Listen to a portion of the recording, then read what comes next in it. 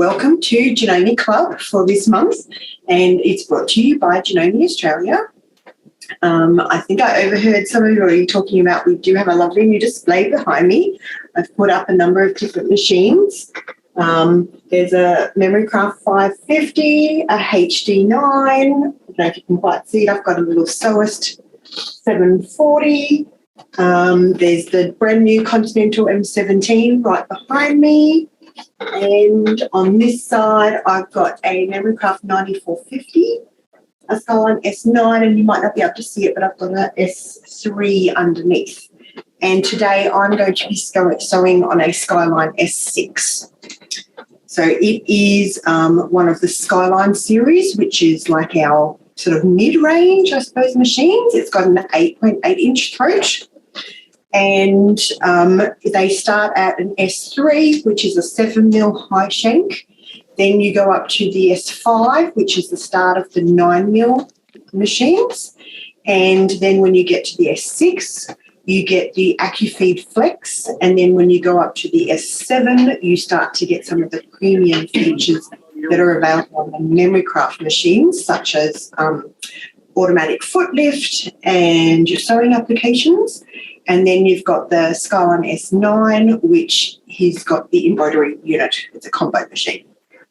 So that's a little bit about the machines. Today we are talking about the T-foot, which is the button sewing foot. So we're going to swap over here to this other camera and I will show you.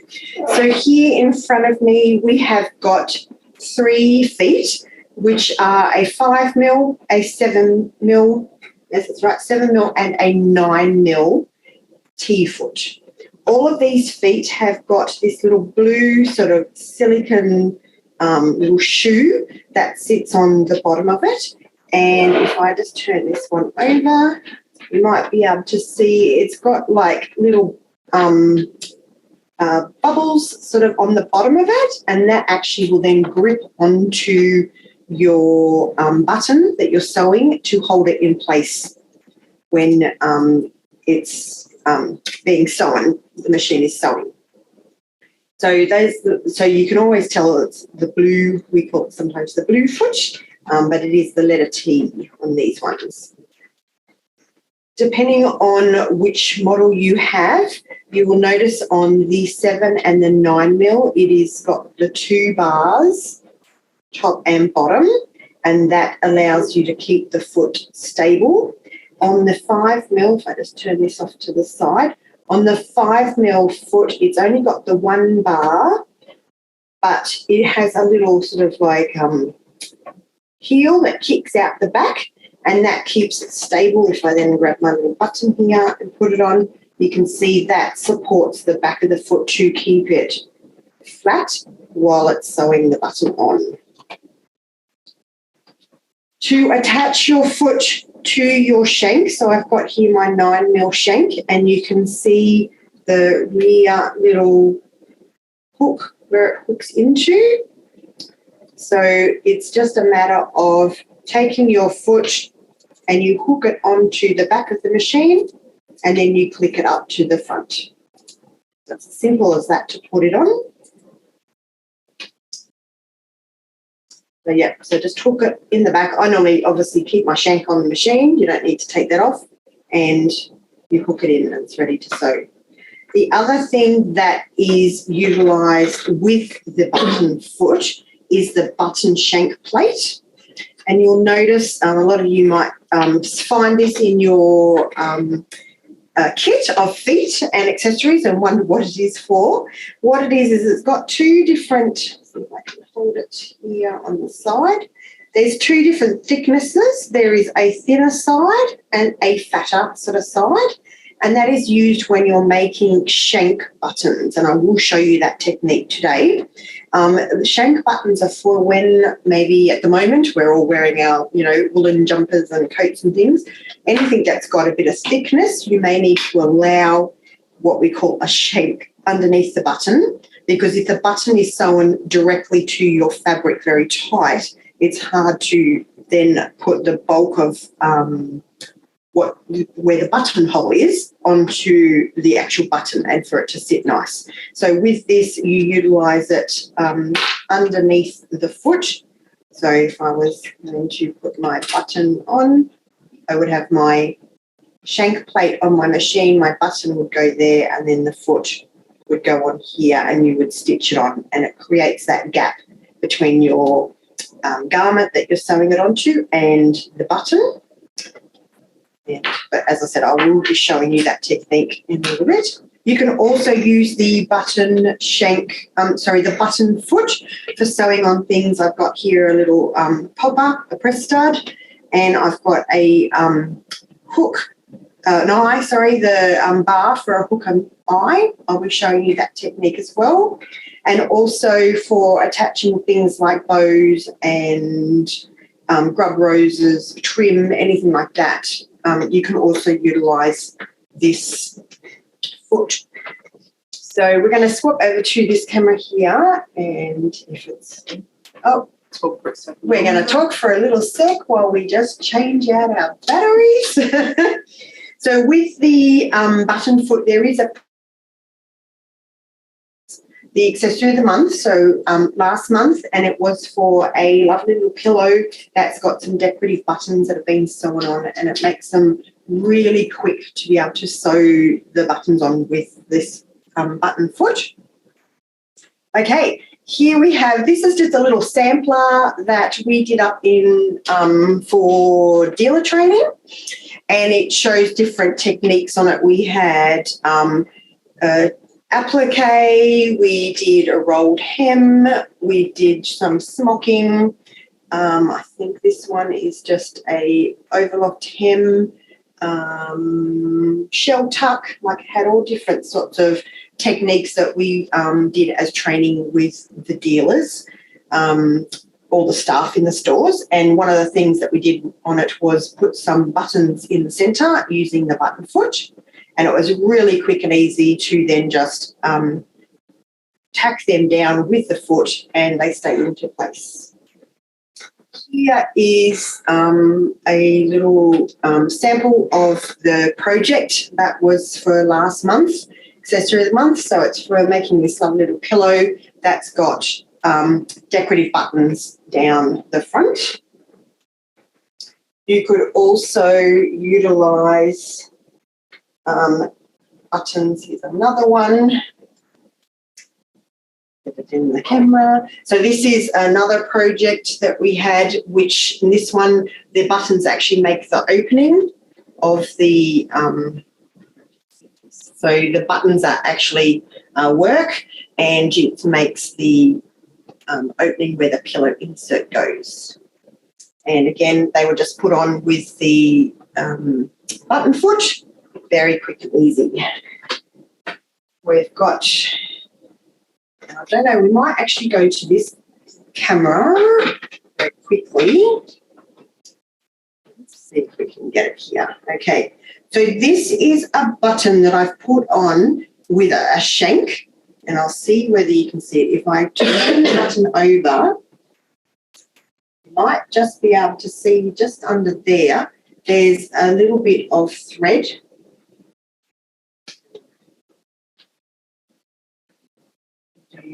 So this way, you might see, yes, you can see there. See how the button is sitting up above the fabric? So that's the little shank that was created underneath there. And that is allowed then, for this one has got like an elastic tie that just hooks over that button. So it gives it that room underneath here, so that my button's not completely flat towards your item, and you've got that room for, like this is the elastic to sit underneath. Okay, let's see if we can swap back to number 2. Okay, I'll show you a few other things. This is a little dress that one of the staff made, and I'm just adding in these little bows. So I've just cut a bit of ribbon, which I've tied into a bow, and then I will show you I'm then just attaching them onto where the straps go. And I've just put 2 little bar tacks on there to hold it. What the bar tacks, using the foot, are really good for, especially if you want to change out things. So if you wanted to put these bows on there, but you only want them for one party, and then you want to be able to take them off, it's very quick and easy to be able to cut those threads, which I'll show you a bit later to create, to be able to change out things. We actually used this foot a lot when I worked at the ballet, for when we did all the hooks and eyes on the garments, on the dresses, because they often needed to be able to fit multiple sizes of people. And we would do the little bar tacks because they were very easy to change. This is just another little wall hanging or something that I'm working on, and I've just done a bit of free motion quilting and a bit of applique where I've just taken some leaf shapes that were on some fabric, and then I'm making some little button butterflies that are going on here. So what I did to create these parts of the butterfly is I just got my buttons and laid them down where I wanted to. And then if I take my buttons here, put them. And if you're doing something very specific like this, where you want it to be in a particular design or a particular layout, I do recommend some like good old sticky tape that I can utilise, just some sticky tape, and that will hold that in place. If I was just doing it like on the pillow, just to where my buttonholes are, or on the placket, the front of the placket, that is for like a garment, I would take my, let me show you here. So I would take a little pencil and I would place a dot through my little buttonhole that I'd already sewn and put a little dot there, and that is so I know where my button needs to be sewn for, so it matches up on the other side. Okay, so I've got my button foot on. I'm going to move over here. Oh, I'll show you the machine. So depending on what model machine you have, you either want to select a zigzag stitch or you want to select the button sewing stitch. So it just depends. If you're going to either of these, you also need to drop your feed dogs down, because the machine is just going to sew a zigzag across your button, but you don't actually want it to move your button out of the way. So you need to drop your feed dogs. On the S6, it is manual. There's a lever on the side, so I've dropped my feed dogs.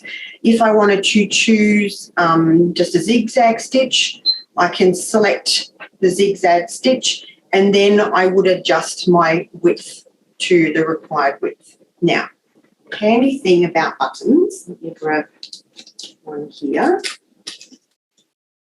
to show you. So most buttons, and this is a most, it's not a every button, quite a lot of buttons, the actual distance between the button, the little holes on the button, are 3.5 mil. So if I take these 2 buttons and lay them on top of each other, generally you can see, I don't know if you can quite see there. Not just, there you go. Yeah. Like the holes actually, so if you do this in your stash, pull out 2 buttons, you generally will find that the holes of the button line up with each other. So the default setting for a button attaching stitch on the Janome is 3.5 width. But with, and I'll show you how you actually, the first time you put your button in under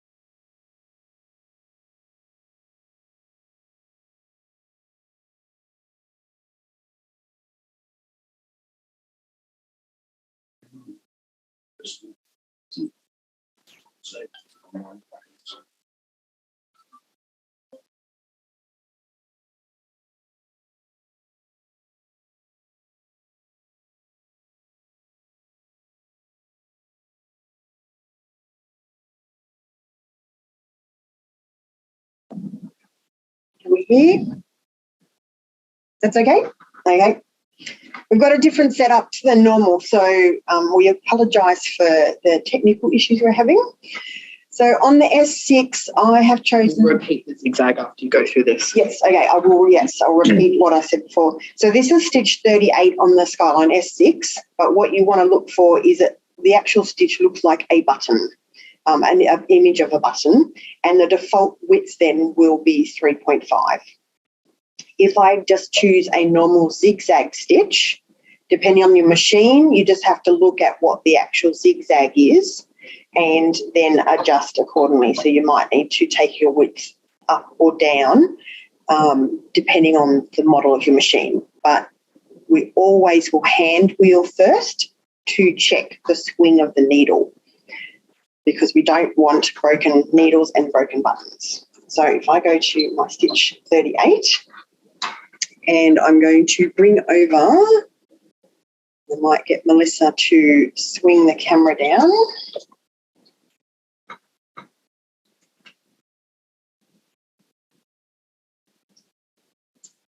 So I've got my buttons here ready to sew on. I've just put my very attractive piece of sticky tape here. I do that when I need to, like I wanted these in a particular row, so that's why I've used the sticky tape. You could just hold on to the button. It depends on where you're placing it and what you're doing, how big the button is as well. Obviously, the bigger buttons are easier to hold on to. So what you'll notice is when you've chosen a button attaching stitch, my stitch is from my left-hand side. So I'm just going to bring my needle down a little bit so you can see my needle is sitting right on the left-hand side of my foot. And then when it does its first swing, so I'm just using my hand wheel. And I don't know if you can quite see there. I have this one, it's touching the metal part, the plastic part of the button. So to me, I'm not in exactly the right spot. So, but now I've gone down into the hole. So I'm just checking my left and my right to make sure that when it does its little swing over, I'm not going to hit the button. So once I'm happy that my left and my right both clear the buttonhole, I can then sew the button. It will do a lock for you. Then I can move down to my other little hole. Again, I will do my hand wheel to make sure I'm going to make clear the button, and then I can sew it on. You can sew the buttons. I'll talk a bit louder, sorry, because I don't have my normal microphone. You can sew the buttons in all different configurations as well. So I just sewed, this was a 4-hole button and I've done across the top and across the bottom. I'll show you some that you'll be able to see a little bit clearer, different ones, but you could also sew diagonally. So this is where definitely you might need to adjust the width. So I'm going to hand wheel down. I'm clearing my first hole, but when I swing over, because I'm now going diagonally, it's not going to allow me to go into the hole. So I need to now increase my stitch width. Let's go a little bit more. So I've gone up to a 5 now, and then that's clearing those buttonholes.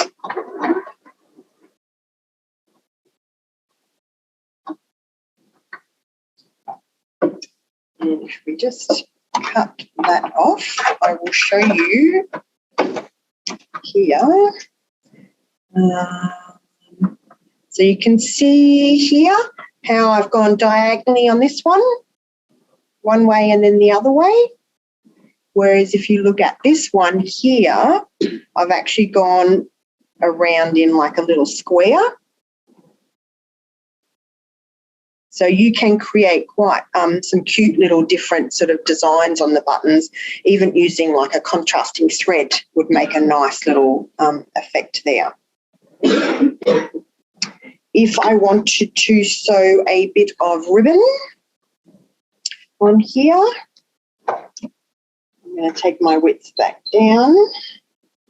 So the little, these little tufts of, which one am I on? This one? The little tufts here that I've created, they were very easy. I've just got a piece of ribbon and I've twisted it and put it in under the foot. Let me get it in place. So I've got it in there.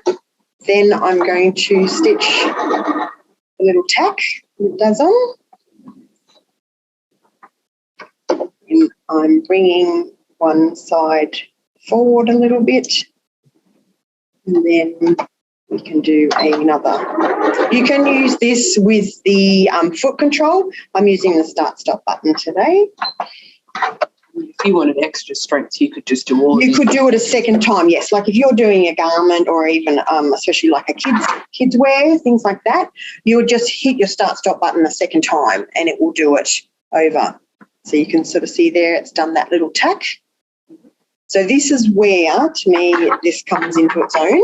If you then decided, no, I don't really want that there, or I need to take these buttons off because my child has grown and I need to let it out or something like that, it's just a matter of getting your scissors or a quick unpick and you go under that little tack.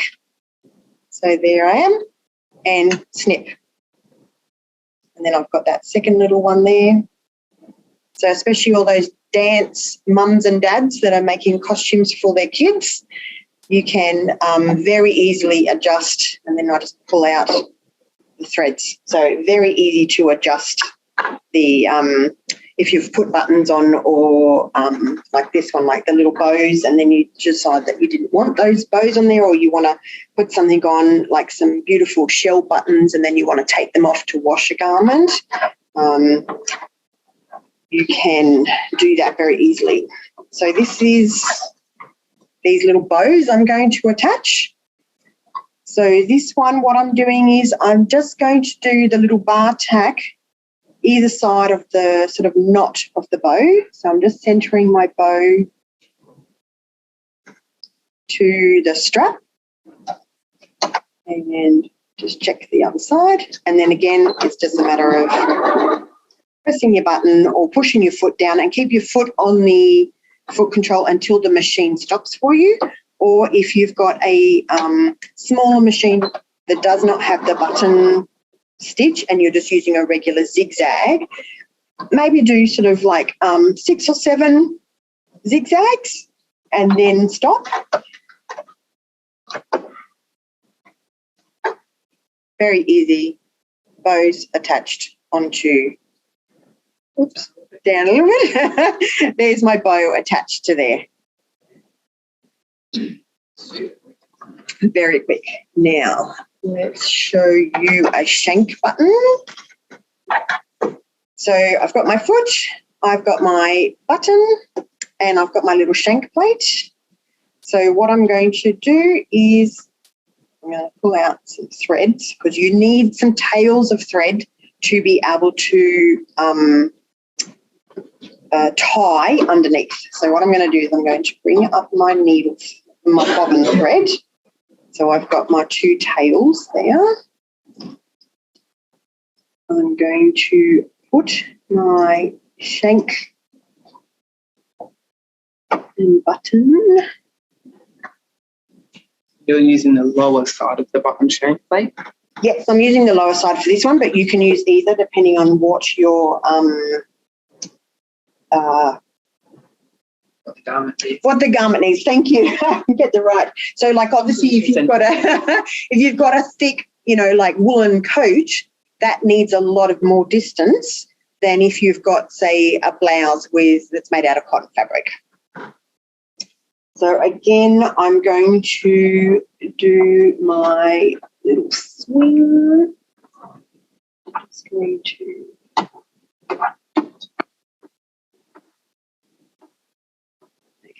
So that's swung there, so I know that I'm right, that it's not going to hit my button. And again, I can, oops, make sure my foot is down.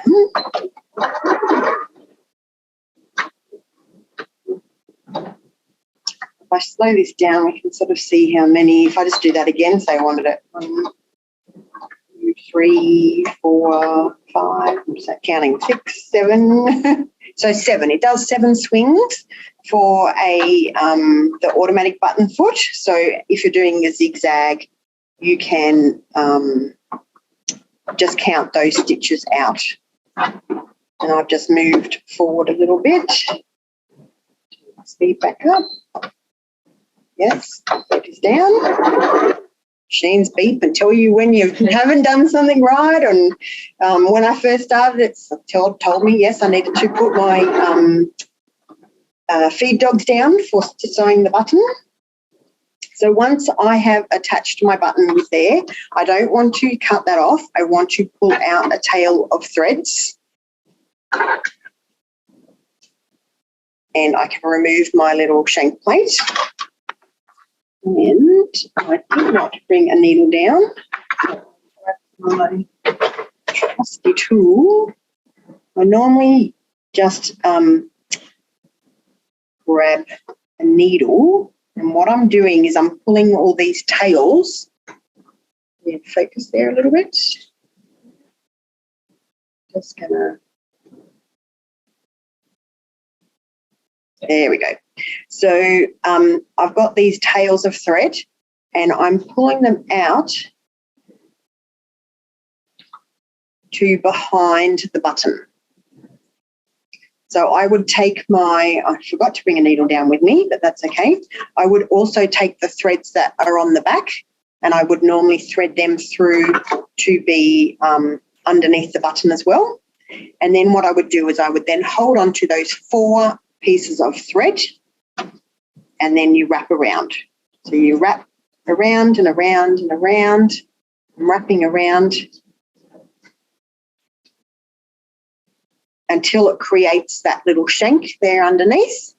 Then I would thread those tails back underneath to the back of the item and then tie off a knot on the back. And that creates that little height.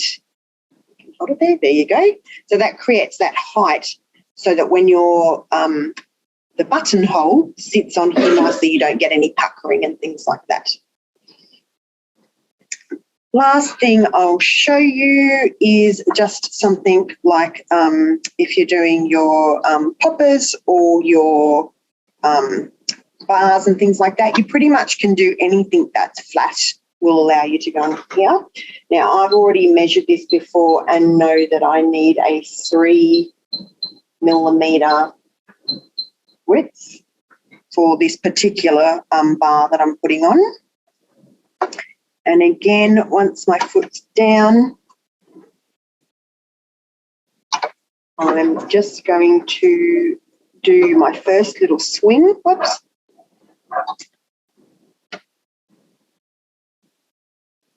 I need to go to a 2.5 because that was going to hit there.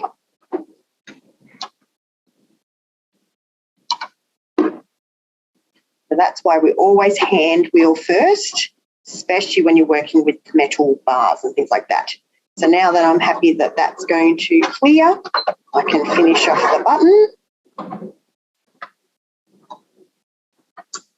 Then move it over. If you want to be extra strong, we can do one in the middle. So this is what we did a lot at the ballet. We would do the hooks and eyes down the back of a garment. And then when we needed to, like a different dancer was going to be wearing that same garment the next night, or if someone was sick, all we had to do then was snip off all the little bar tacks and reattach the bars, and the garment was ready for the next person. So there is, it's got a couple of little stitches across the top there, and that holds that very secure, and you can see there on the popper. So I think that is that to do with buttons and attaching things with, you go to the right camera. Which one? This one? Oh, we're going to this one? Different cameras everywhere. Thank you very much for joining us today for Club. There is that project of the pillow that you can download from the website. So just go to janome.com.au and you can download, you can search for Accessory of the Month or look under Inspirations, and the project will be there to create the pillow with the decorative buttons on it. And thank you very much for joining us this month.